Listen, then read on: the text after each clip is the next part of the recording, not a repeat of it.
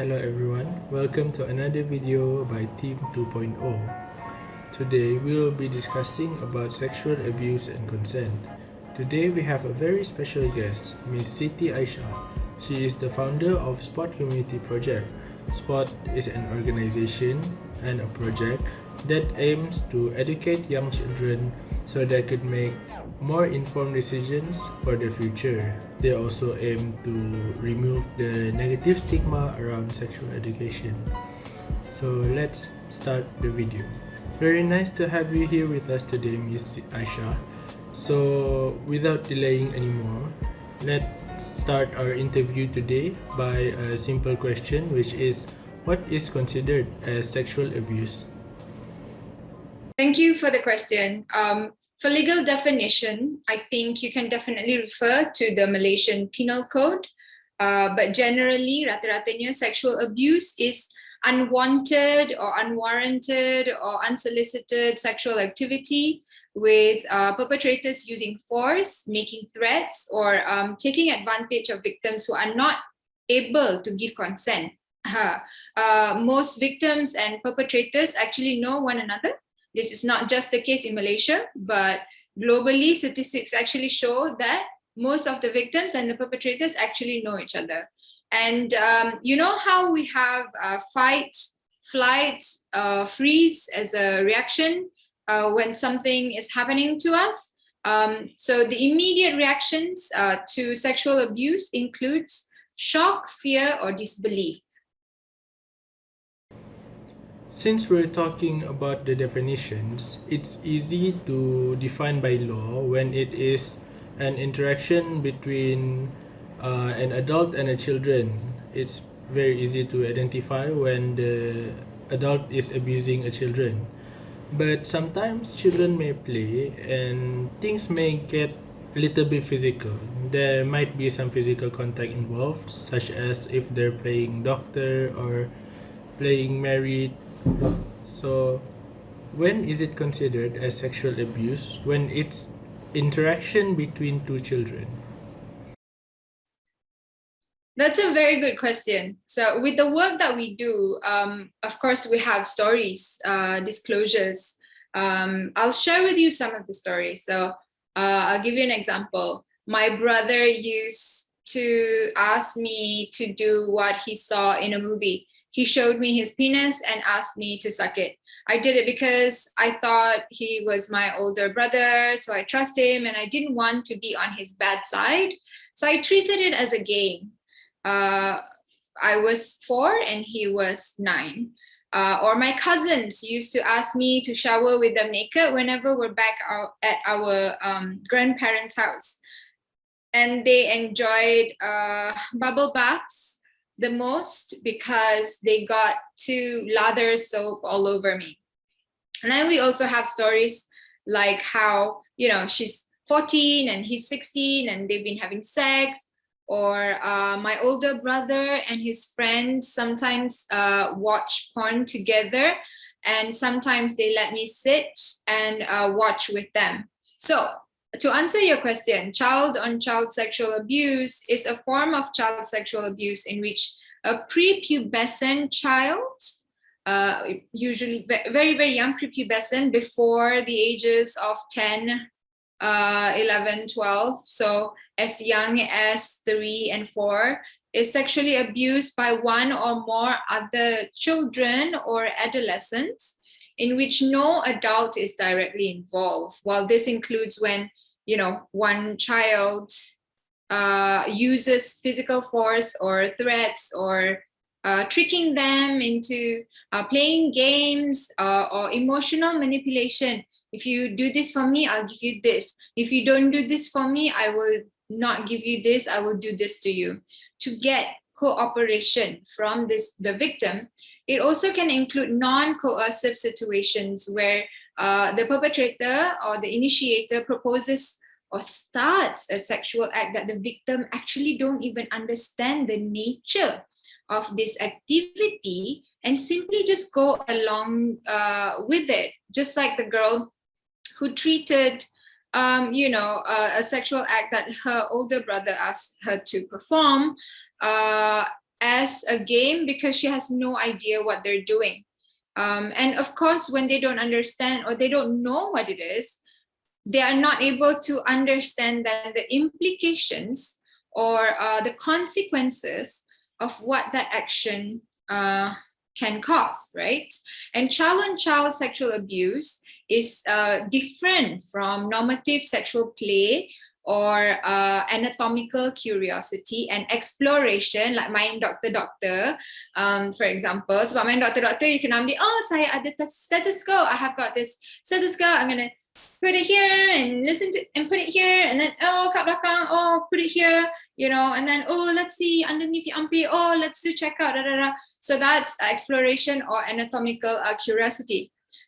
How child-on-child sexual abuse is different is because child-on-child sexual abuse is a deliberate action that is directed towards sexual stimulation, including orgasm. So in the case of child-on-child sexual abuse, young children who have not matured sexually are not capable of actually knowing about specific acts, sexual acts, without an external source. Meaning, if the parents or the guardians didn't teach them what is safe for them, what is unsafe for them, what are their body safety rules, which are boundaries, for example, they will not know. Right? So in many cases, children who initiate or solicit overtly sexual acts with other children, most of the time have been actually sexual victims themselves of perhaps another adult or another an older child,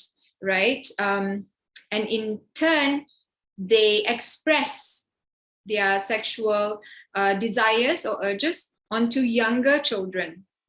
And in some instances, the child who was the initiator also was exposed to pornography or repeatedly witnessed sexual activity of adults at a very young age. So for example, they walked into their parents having sex, or their parents actually had sex while they are quote unquote asleep, you know, inside the same room, for example. This also can be considered as a form of child sexual abuse, right? So I would like to highlight that most of the time, right, the child or the adolescents who actually perpetrated or who initiated these sexual acts may have no intent to cause harm to the victim or that other child, and they act merely on impulse, because as children ourselves,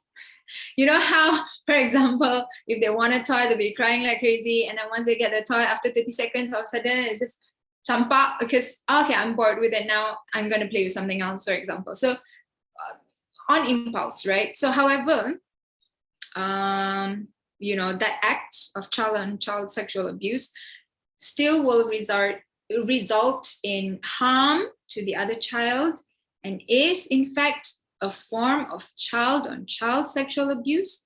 And selalunya children who were the victims or the target of unwanted sexual approaches, usually they don't understand that the act itself, what had happened, the abuse to, was actually a crime against themselves, because they actually thought that they were the ones who initiated or they were at fault. So yeah, it creates a lot of different types of impacts. Since you talked about impact, what are some of the main impacts of sexual abuse towards the victims, especially if the victims are teenagers and children? And also, I would believe that the victims of sexual abuse will encounter some kind of post-traumatic stress. So, and I think it is very important for us to determine if a victim is undergoing some kind of post-traumatic stress, so that we can help them or refer them to an expert. So I would ask, are there any clear signs that we have to look for if we know that someone have been a victim of sexual abuse? The list is quite long, and it includes anxiety disorders, depression, substance abuse, suicide, eating disorders, like you mentioned just now, post-traumatic stress disorder, sleep disorder, difficulty in trusting peers in context of relationships. So we've got trust issues in relationships.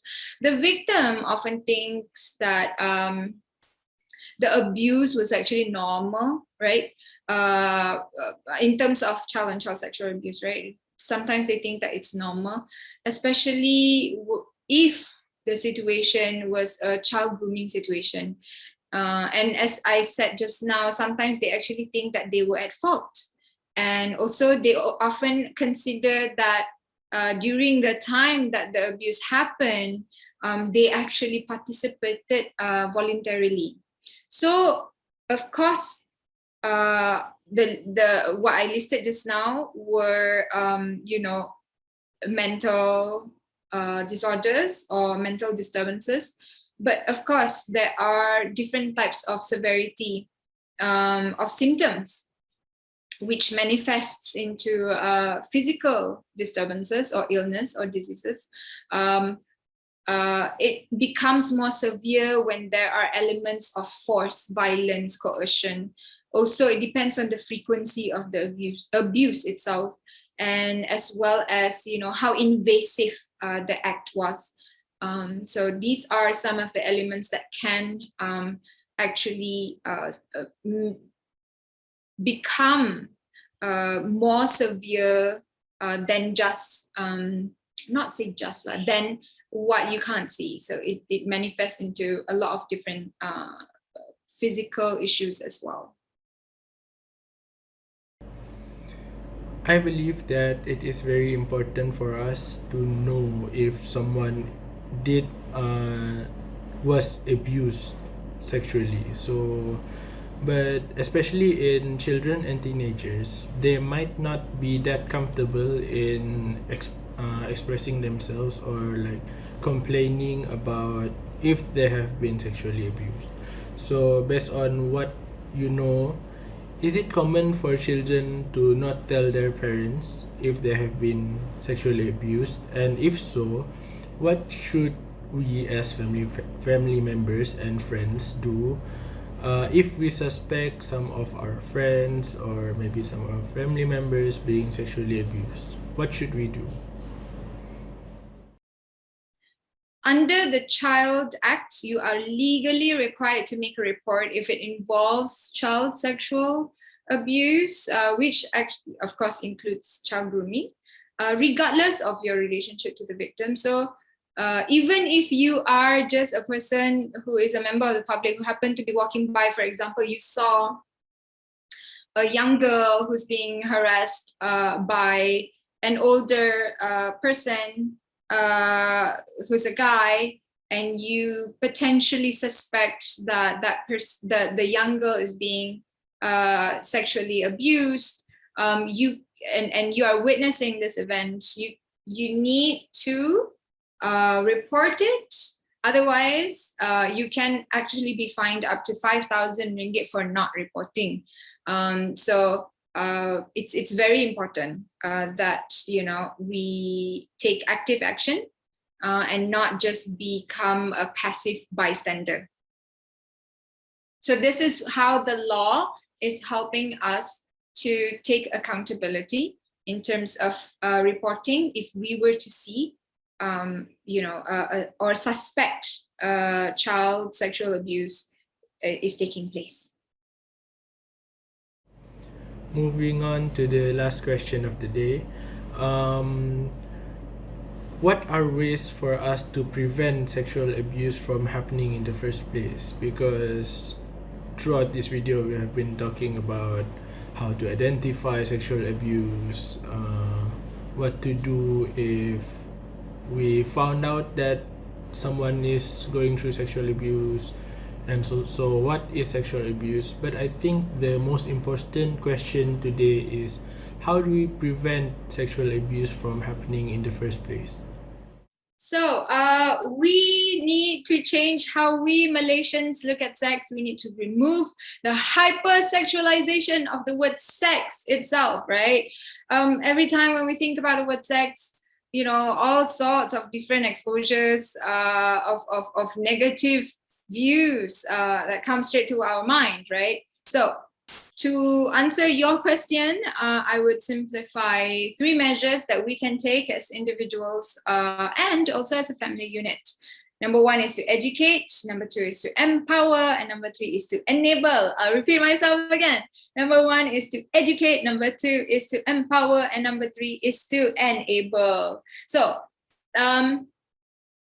educate yourself, your child, if you have a child, because by not informing your child to take care for themselves, you are doing yourself and your child a disservice. So parents, get educated, then educate your child, and then educate your family members and also your circle of influence, all your friends. Empower your children by listening to them, by believing them when they say that they feel unsafe, uncomfortable around certain types of people or certain types of places, right? Do not force, do not coerce, do not use violence or threats.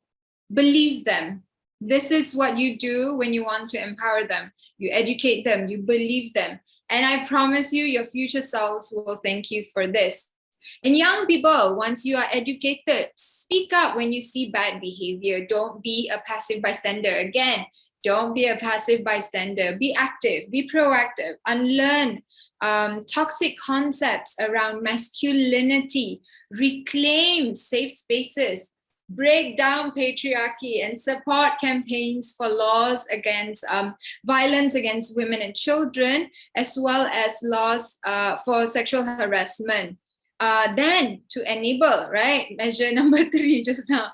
Enable your own children by supporting them when they speak up. Enable good practices that you have put in place for health and safety reasons. Support comprehensive sexuality education program providers by sharing their contents out within your own network, and you volunteer and you donate. And young people, volunteer your time and skill set. Campaign for better laws, a campaign for better implementation, a campaign for accountability, and ensure when you yourselves become parents, raise better boys. Macam mana Kak Aisyah nak raise better boys? Very good question. You need to normalize boys looking up to women as role models, whose leadership he can actively emulate, right? You need to normalize an elevated social standing of women. Normalize how women's contribution, women's labor, and women's leadership are indispensable and invaluable to society. Define victories in feminist terms. You don't win when you compete and dominate other people. You win when you collaborate and build community with other people. You win when you include people, not when you do better than others. Tell your children that parents are not always right. I'm very sure young people, you can feel this, you know this deep down in your heart. So tell your children that you are not always right. Tell your children that you also struggle and that a child-parent relationship is just a partnership, just like any other human relationships. Liberate your boys from the pressure that he must occupy the top of the human hierarchy. Be vulnerable with them this way so that when in the future, when he struggles, he's not embarrassed, right? And he looks up to women, right? And he looks towards his parents, and he will take pride in his vulnerability. I learned all this from Evelyn Nam in terms of raising better boys. She's amazing. I would say that we can all start with always asking for consent, right? That's a great start. And be that caring adult that children need you to be. Thank you so much, Miss Aisha, for attending our session today and for all the knowledge and new information that you have given us. I hope that all the viewers enjoyed the session, and see you in the next video.